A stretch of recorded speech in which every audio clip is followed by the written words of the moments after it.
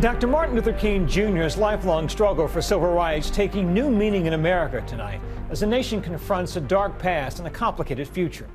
Earlier tonight, I spoke with ABC News contributors Tara Setmayer, Leah Wright-Rigueur, and LZ Granderson. Thank you all for joining us. LZ, let's start with you. Earlier in this show, I spoke to a Trump supporter who denounced last week's violence at the Capitol, but said it's now time for the country to move on. What about the Republicans that are not ready to move on? What will it take, you think? I'm not even quite sure what moving on actually means. So if moving on means, hey, let's forget January 6th, then I don't want to move on, because that's not going to help the country move forward and heal.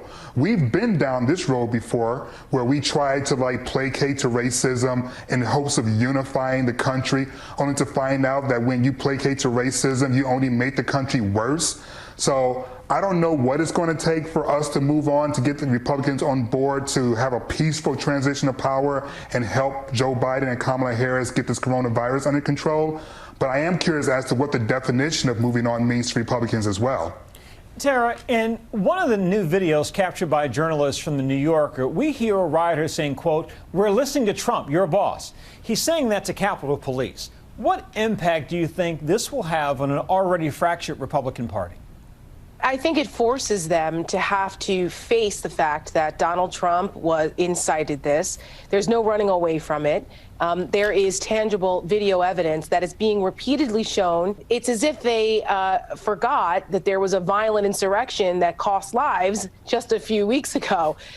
It's an escape, this whataboutism, trying to blame everyone else. The American people, I think, have had enough. It's very jarring when you watch those videos. And I encourage people to watch the videos from the New Yorker, from ProPublica. But people need to see this and see what happened, and there needs to be accountability. You cannot begin to heal unless there is repentance, accountability, and then we can talk about unification. Sure.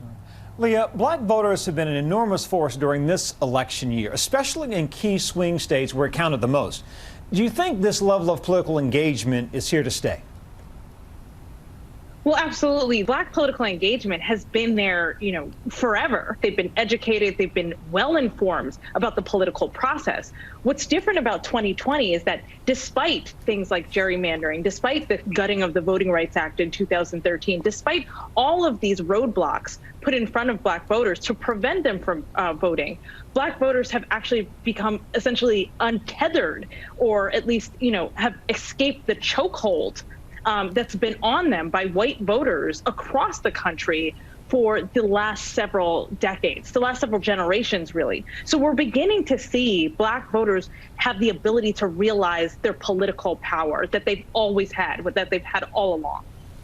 LZ, today is Martin Luther King Jr. Day and the beginning of an historic week in this country. You've said there are two Americans.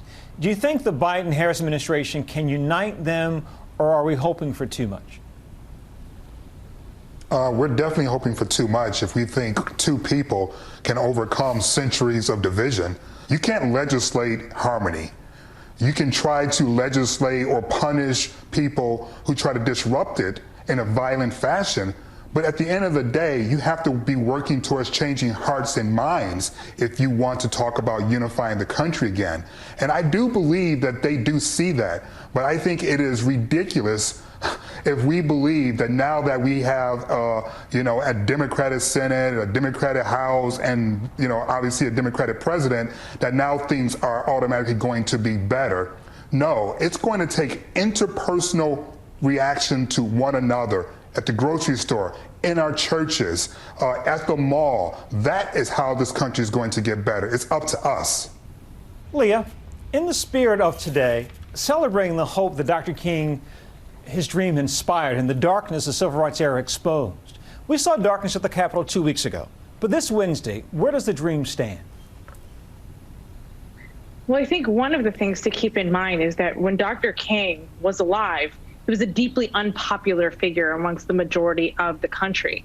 That in fact, the radical king, the king that we rarely talk about, was actually murdered for his views and his viewpoints, which I think exposes the great lengths that power, particularly racial power and hierarchical power, the great lengths that power will go to in order to keep it, in order to prevent progress. And I think we're in one of those moments right now. We've seen increasing political advancement, particularly for Black and brown people and indigenous populations in this country. And so, as we move into this moment, as we are here on Martin Luther King Day, as we move into the inauguration, and as we move into the next political administration, presidential administration, I think we should be very cognizant of the fact that progress always comes with backlash, and those things are intertwined. So we haven't gotten that far with Dr. King's dream. We still have so much more to go. Tara, the final thought from you about this week, what we saw 2 weeks ago, and what you hope to see this coming Wednesday. I just think that it is a collective national sigh of relief on Wednesday. The country is ready to have adult leadership, competent leadership, and tackle the problems and the scorched earth that Donald Trump has left in his failed wake of a presidency. And as we celebrate Dr. King today and look at the historic nature of what's happening this week with Vice President to be Kamala Harris, and the choice that Republicans face as well, since they will be in the minority party, how will they move forward? How will they react in this moment? And it reminds me of Martin Luther King, who said that the ultimate measure of a man is not in a moment of comfort and convenience. It's in a time of challenge and controversy. And we are in that time right now. And I think a lot of people on the Republican side need to decide which side they're standing on in this time.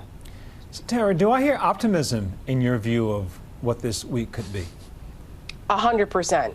I mean, the point we're at now, it can't go any further down. We can only go up. All right. Thanks again to all of you for your time. We'll see you down the road.